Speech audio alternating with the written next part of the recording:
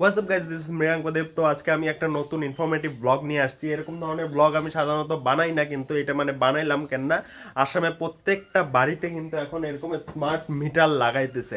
আর অনেকের অনেক ধরনের প্রশ্ন যে কেন এরকম স্মার্ট মিটার লাগাইতেছে, এগুলা করে কি মানে সরকার বেশি টাকা লুটবে নাকি আমাদের থেকে। তো প্রত্যেকটা প্রশ্নের অ্যান্সার দিব। আর মানে এগুলা স্মার্ট মিটার কিন্তু রিচার্জ করতে লাগে, মানে প্রিপেড মিটার হয়। যেরকম আগে আমরা হলো লাইট ফ্যান চলাইতাম, ইলেকট্রিসিটি ইউজ করতাম, মাসের শেষে যায় বিল পেমেন্ট করতে লাগতো। কিন্তু এখন কিন্তু ওরকম না, আগে রিচার্জ করো তারপরে বিল পেমেন্ট করতে লাগবো। তো এগুলা প্রত্যেকটা কিভাবে করতে লাগে, কিভাবে বিল পেমেন্ট তো না, মানে রিচার্জ করতে লাগে, ওগুলো জিনিসও দেখায় দিব। তো দেখতে থাকো ব্লগটা, বহুত কিছু জানতে পারবা। আর স্মার্ট মিটার কেন লাগাইলো, কিসের জন্য লাগাইলো, এগুলা যেগুলা কোশ্চেন প্রত্যেকটার অ্যান্সার দিব। তো দেখতে থাকো। তো এখন আমি মানে সুন্দরভাবে বিছনায় বসে বসে কথাগুলো বলি। যে ফার্স্ট কোশ্চেন হইতেছে যে স্মার্ট মিটার কেন লাগাইতেছে, যেটা প্রিপেড মিটার ওইটা কেন লাগাইতেছে, আগের মিটারটাও তো ঠিক ছিল। তো এইটার সিম্পল অ্যান্সার হইতেছে, যেরকম আগে যে মিটারগুলো ছিল না, এগুলাতে কি বিলটা মানে 1 মাস পরে দিতে লাগতো। এইভাবে কি মানুষের বহুত বিল পেন্ডিং হয়ে যেত। এরকমও মানে কতগুলা, মানে আমিও চিনি এরকম কিছু কিছু বাড়ি আছে যেখানে 20,000 30,000 টাকা পর্যন্ত বিল পেন্ডিং আছে, যাদের লাইট অত পরে যায় কাটছে। তো এই যে টাকাগুলো বাকি পড়ে, মানে যেরকম আসামে ইলেকট্রিসিটি কে সাপ্লাই দিতেছে, এপিডিসিএলকে বলে হলো ডিস্ট্রিবিউশন কোম্পানি। আর এপিডিসিএল কি করে, অন্য জায়গার থেকে ইলেকট্রিসিটি কেনার পরে কিন্তু আমাদেরকে সাপ্লাই দিতেছে। তো এই যে ইলেকট্রিসিটিটা যে কিনে, এটার জন্য তো টাকা লাগে। তো টাকা যদি আমরা সময় মতো এপিডিসিএলকে পেমেন্ট না করি, এপিডিসিএল কিন্তু মানে এইগুলা ইলেকট্রিসিটিটা অন্য থেকে কিনতে পারবে না, আর আমাদেরকেও সাপ্লাই দিতে পারবে না টাইমলি। তার জন্য কি হয়ে যায়, লোডশেডিং হয়। যে এই যে গ্রামে ট্রামে কাটা থাকে লাইন, এটার কারণেই এইটা কিন্তু। আর আরও কিছু কিছু ফ্যাক্টর আছে, যেরকম ওপেন মার্কেট থেকেও কিনে, ওগুলা আলাদা টপিক, অত মানে ডিটেলসে যায় না। কিন্তু এটাই হলো মেন কারণ, যে বিল পেন্ডিং থাকার জন্যই কিন্তু স্মার্ট মিটারটা আনলো। আর স্মার্ট মিটারে বিল পেন্ডিং থাকার প্রশ্নই আসে না, কেননা আগে আমাদের কি করতে লাগবে, বিল পেমেন্ট করতে লাগবে, মানে রিচার্জ করতে লাগবে। যেরকম আমরা মোবাইল রিচার্জ করি, 1 মাস আগে রিচার্জ করি, তারপরে ওই মাসটা চলাই, এরকম 1 মাস আগে পেমেন্ট করতে লাগবে 100 টাকা মিনিমাম। কিন্তু এপিডিসিএল এর যেটা অ্যাপ আছে, ওখানে মিনিমাম 100 টাকা বা 100-র মাল্টিপল, 100 বা 200 বা 300, এইভাবে 100-এর মাল্টিপল বা 100 টাকা করা যায়, পেমেন্ট করা যায় বা রিচার্জ করা যায়। তো এই মেন যাতে ইলেকট্রিসিটির ওদের মানে লসটা না হয়, এপিডিসিএল এর যেটা বিল পেন্ডিং এর যেটা প্রবলেম ছিল, এই জিনিসটা হাঁটানোর জন্য কিন্তু এই স্মার্ট মিটারটা আসলো।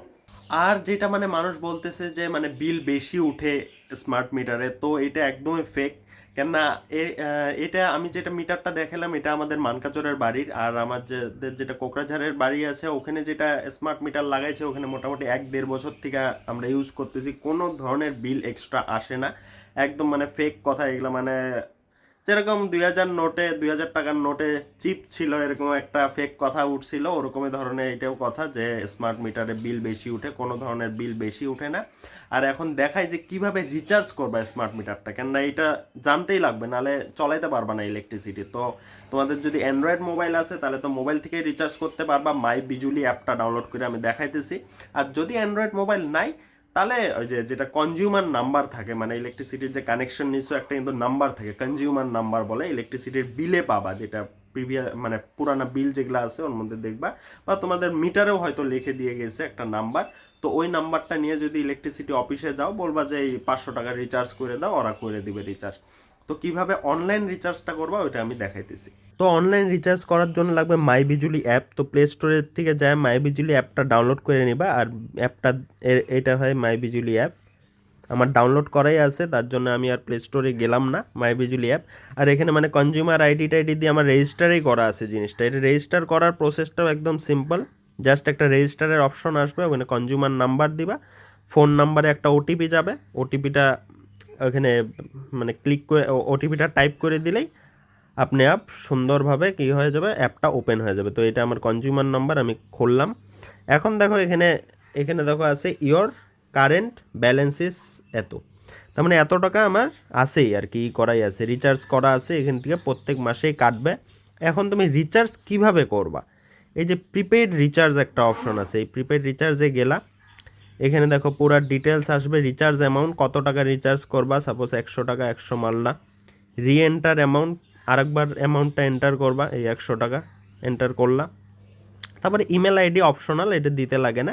মেক পেমেন্ট, মেক পেমেন্ট যাওয়ার পরে এখানে দুইটা মেথড আছে, একটা হলো ইউপিআই, একটা আদার পেমেন্ট মেথড। ইউপিআইটাই সব থেকে ইজি হয় আজকাল, তো ইউপিআই মেথডটা ইউজ করলা। ইউজ করার পরে এই যে এরকম আসবে।